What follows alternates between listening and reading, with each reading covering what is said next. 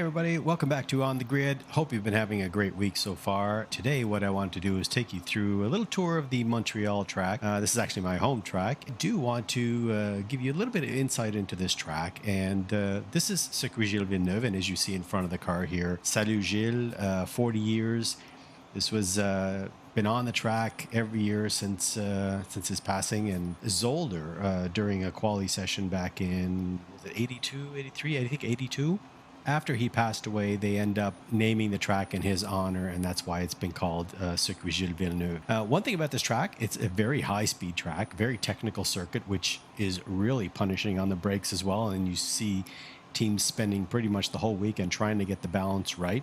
When you're on the grid here, it's really very, very close to the crowd. The circuit is quite narrow, a quite exciting track because you feel like you're really in on everything that's happening in the track. Aside from like support races that happen on that weekend, there's usually, you know, sports car has been here, Champ Car and NASCAR, and I'm not sure if there's any other ones that have really kind of come aside from the Ferrari challenges and things that pass over the Formula One weekend. I actually would love to see MotoGP on this track. It would be amazing. I don't know if it'll actually work right for a MotoGP because it is quite narrow and might be tricky to do that, but over a weekend, there's usually probably about, say, 50,000 people that attend. But if you've ever been to Montreal during Formula One week, I say week because it's not a weekend. It literally is a week. It is a party city. I mean, every business, every restaurant, everybody here is soaking up the fever, and you feel it all over the place. So it's a really, really cool place. Now,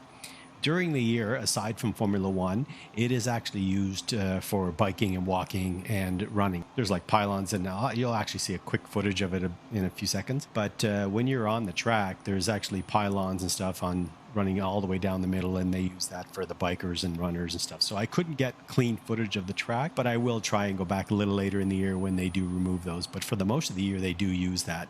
Couple of quick facts about the circuit. It is a man-made island. It was constructed back in 67 for Expo 67, and then later they used it again for the 76 Olympics. So what, 9 years later? And before the F1 races were held here, it was in two different locations in Canada. It was in Mosport Park, and it was also held in Mont Tremblant. And Mont Tremblant is one of my favorite places to take a car on, and I've been on there with Formula Fords, and I absolutely love it. I just wish it was in a few more sims. Unfortunately, it doesn't have the popularity that it should deserve. Let's take you through the circuit, and we'll talk a little bit about all the different corners around this circuit. All right, enjoy.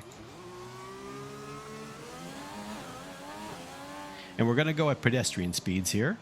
So over here on the right, you have the VIP paddocks. So these are a lot of the corporate companies that have that. And then coming into turn 1 and 2, you have the Sena Curve. And this is like probably my favorite place to sit because everything happens in this curve. I sit right there, which I'll point it out in a second so you'll get a good eye view. And right from where I sit, it's perfect because you get to see the start-finish line.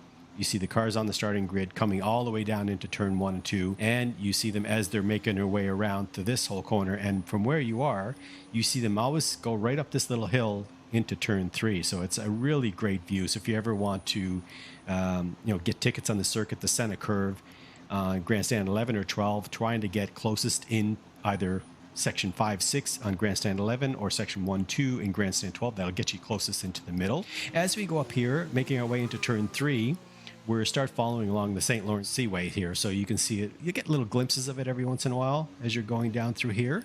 But this kind of just follows along. You see the city off into the left there, which is really great.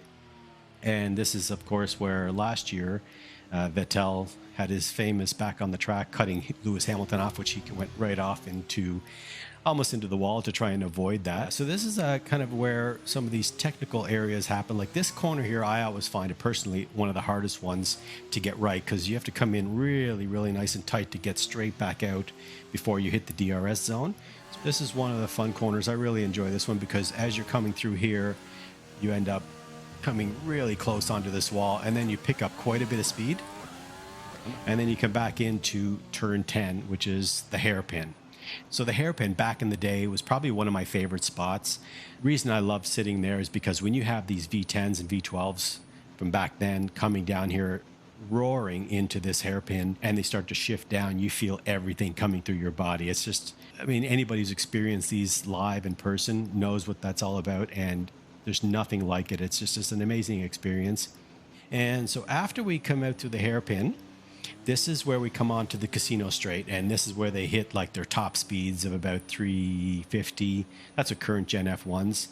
Off to the left here is where the Olympic Basin is, and that's where they had a lot of the rowing competitions and everything. But back in the day, this is where the pit entrance used to be, actually. It used to be right up here. And another little fact about the Basin, that's where a lot of the drivers and personnel come in on their helicopters, and they get their boat ride right over to the pits from the back. So they don't even need to enter the way everybody else enters. So they get this back access to it. For any of the support races, like the Formula or the Ferrari Challenges or the Porsche Cup races, a lot of the cars line up here. You'll see up here a little bit, it'll peeking off to the right, that building right there, where you're looking, that's the casino, which is another really great building. I absolutely love that.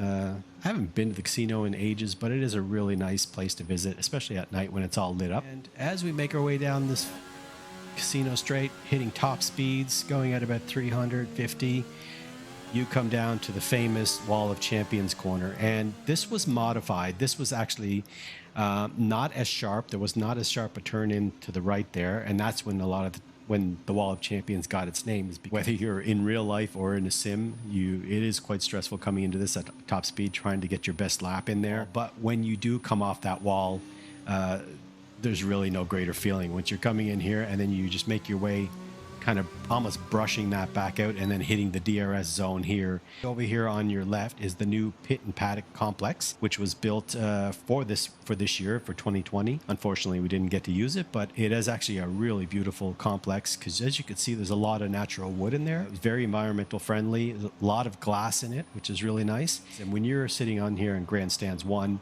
you have a really great view into the paddocks. You can see everything that's going on into the pit, and you can also see all the action. The only thing is when the races start, and why I choose to sit in the center corner or back then in the hairpin, is because you want to see the cars kind of accelerating and slowing down. You want to see that transition from how quickly they can slow down and how fast they pick up. So when you're on the start line like this, you only see them coming flying past at 300 kilometers an hour. So you don't really get, other than lap 1 and the celebrations at the end, I find being in the crowd with the corners there, it's much more exciting. The other thing is, on this track, there's really no bad seats. You can sit pretty much anywhere, even cheap seats, even general admission, and you get great views everywhere. So really, really fun track. All right, enough talking for now. Let's do a hot lap, and I'll leave you guys from there. I hope you enjoyed the video. We'll be back again another time with another track tour on the history behind these tracks. All right, so hot lap time.